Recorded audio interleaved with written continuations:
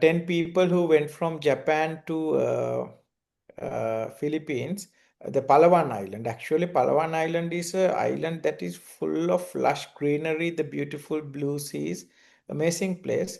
I went there, and I went as a, very young, about 25, maybe 4, 5, 6, not more than that for sure. 24, 5, very young research, not as a researcher, young university student who went to explore Philippines and to enjoy it. It's a nice foreign fully paid trip for me. That's the major reason. And then I went there, and many places I saw love affair with nature, love affair with nature, lot of red color, but that was after the Valentine's. I think I went somewhere after 20th of February. This is how the story starts, and there were banners. Then I asked some people, the local people, what is this? They said on Valentine's Day, February 14th, we go to field and we plant trees. So that's how the engagement happens. Then I thought, I came back and I told my professors, he said, okay, that I do some research, something related to sustainability. Then he smiled and said, he's economist. Can you do that? I said, I don't know anything about it. That's why I'm asking you. And he said, even I don't know much about it. But he said, okay, you start. I'll help you with the research part. Then I start and end up doing research in sustainability. That was for my actually it was a minor for my master. Actually, I was looking at more of economical development of the island, and then later for my PhD it was fully entirely environment friendly. And every February 4th I was in the Philippines, in the Palawan Island, and planting trees together with them.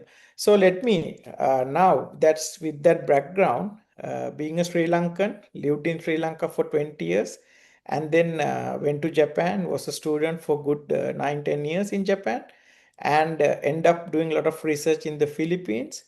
So that's my background. But today I'm going to talk about India. So why I said this Philippine stories, that's maybe someone might think, uh, who the hell is he to speak about India? Yes, I agree with that. I'm not the specialist to talk about India, but if India is doing any greenery activity or any activity that is related to green, because we always, our big brother is India. I'm from Sri Lanka, so our big brother standing on top of us. We always think, because if India develop, we will develop definitely, and we want that South Asia region to be a massive developed region economically, and that will happen with protecting environment, the greenery, and also distributing that wealth and that development to the society from up to bottom or bottom to up, whatever the ways. So we want every Asian to be part of this, to be stakeholders, to enjoy that. So let me change my screen. Let me open my PowerPoint slide. Uh,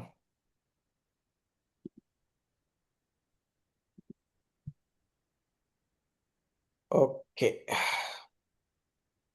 So I hope my screen is visible to all of you. Yes, it is. Yes. Okay. Thank you, Doctor. So green, smarter, sustainable India, pathway to inclusive economic growth and environmental resilience.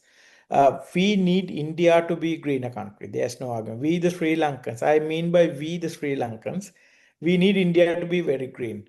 If India perform pretty well, if India slash greenery protected, of course, even the wind that comes to Sri Lanka is mostly passing India and coming, passing India, passing Indian Ocean and coming to Sri Lanka. So we need India to be green. If anything goes wrong, if the air is polluted in India, we are experiencing polluted air in Colombo or Sri Lanka.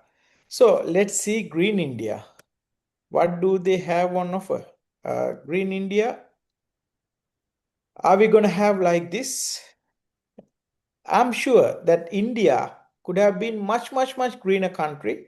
It yes, with the development, especially with the amazing cities that came out or that has developed in India, India could have lost their tree cover. I'm not talking about the numbers here, because any part of the world there is the greenery is being missing. So from this India, we want India to be like this, from here to from left to right, and we need India to take care of the lot of energy sources that are eco-friendly. The cooking to rooftop solar panels to wind energy to harnessing energy, the water power, hydroelectric power, everything that needs to be eco-friendly, and we are expecting an eco-friendly India. How we can have it? Greener, smarter, and sustainable India. Green Deal objectives. We need India to have Green Deal objectives. Of course, the climate mitigation, climate adaptation, and we have to be very resilient. We all know India, Sri Lanka, we all expecting. Even now there's a very unpleasant heat wave is going on. I'm always hearing complaints from my wife and my daughter, my mother. They're complaining about Sri Lankan hot weather, and it is not only Sri Lanka, because India is becoming hot as well. So I'm not thanks to because of that, even Sri Lanka is experiencing bad. If India is experiencing well, definitely we the Sri Lankans will also experience well. So climate mitigation, climate adaptation and resilience, and the environmental quality, the fresh air, the cleaner water, healthy soil and biodiversity in India will also affect the entire South Asian region. So Vision 2047. So I'm not the best person to speak about this Vision 2047, but I'm quite sure that India is doing their level best to have an amazing economically developed India leading the South Asia, or I don't mind even leading the entire Asian region, where Japan and China is there, and they are pretty much taking the leadership position at the moment. Entire Asian region, I want India to take over or take to uh, manage the development, and that India, if they are managing it, if they are to be the giant, they have to look for sustainable energy sources. There is no argument. Then clean and green trains will run every part of India, every part of Asia as well. That energy is being produced using a lot of solar panels, wind energy, natural energy, that is more greener, and that is not making any harm to the rest of the world or to the India. So how to do that? First of all, we must have awareness. We must know where the awareness is. Then we start with assessment. What is wrong? The current situation, which states needs more trees? We start with that. We need to do a lot of assessments, and that can be done at planning level. And then the plans should be there. And this it is not good to have just plans. I know we all have good plans, but when you have plans, execution is very important. That is implementation of the plans. And then not only that, you set amazing goals, plans, everything. You start doing everything, and you have to keep on monitoring and evaluating. So you have to see the progress of the projects that you do. Then again, you can create awareness, and this is a cycle that runs again. So we have to tell people, okay, we planted this many trees, and now country is becoming more greener. So this will go as a cycle, and this is the model that we all need, not only in Asia, not only in Europe, entire world. We need this model, and this can start in India. Okay. So we want India to be not to have droughts like this towards the left side of the picture, and we need India to be greener. And this greenery, this green, what you see in the middle of the picture, is kind of artificial green. Yes, it is trees, it is, you can see some rice plantation. But having said that, this is planted. Once the harvest is taken, maybe after 3 4 months or 5 6 months, you have to cut this down. Again, you have to plant. So then you have to maintain the soil, not let the soil to become drought or the dry soil. And we need to maintain this greenery without we need land, there's no argument, without destroying the natural jungles and natural greenery.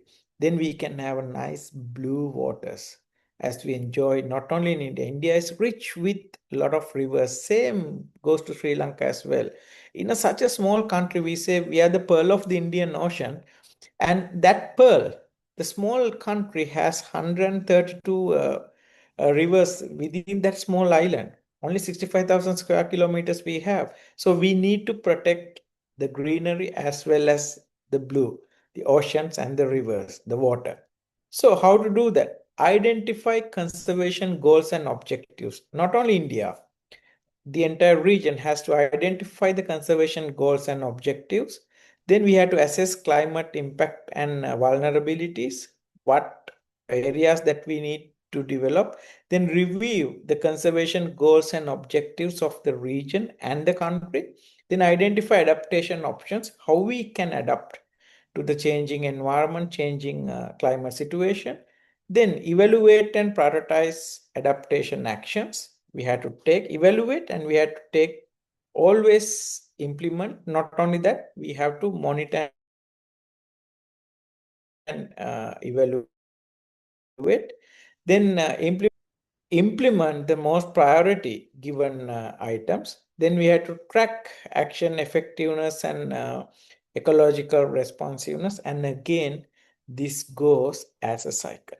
It should not stop. Okay, we started planting trees. Okay, now it's fine, done. No, it's not like that. So it is a cycle. It is a circle that moves around and around. And we have to be very worried. We have to be very caring about the situation. So India is not stopped. India is not blindly waiting. India is doing its activities. Community engagement is extremely important, not only for India, for any part of the world. Yes, it's had to start with, as you see in the left top photo, it has to start with the schools. School kids are the ones to promote greenery, and they are the ones who should go home and tell their parents not to cut trees, to plant trees. And that needs to be supported by the elders, school teachers, elders, communities, and not only that, the government authorities, police, navy, army, any government authority should involved in that. And we know it's very culturally diversified country with that speaks 100 plus languages, 100 plus religions, different backgrounds is there in India. So every ethnicity, every religion, every local area, they have to plant trees, and that message has to be given at the child's level, and that should be taken into parents level. So if there's any questions, Dr. Halima, I would like to engage in any discussion, or maybe after the next presentation, or else I can just stay. Thank you, Thank Doctor. you very Thank you. much. Thank you. It was very well presented and very balanced thoughts on India. And for your information, if you visit to India now, especially where I live, like in Delhi NCR, so you will find that lots of greeneries, lots of plantations have taken place. That is a good news. When I go out for the office early in the morning, it gives me so pleasant view of both the sides. The trees are there, but the only thing is that pollution is still is there, so that's why we cannot open our window and we cannot feel the breeze and we cannot enjoy that. That is the issue that is still we have to struggle, and still we have to fight with that. Thank you, Professor Dimithri, for speaking so high about India, for speaking valuable actionable solutions, for giving actionable solutions for India. Thank you. Thank you, Doctor.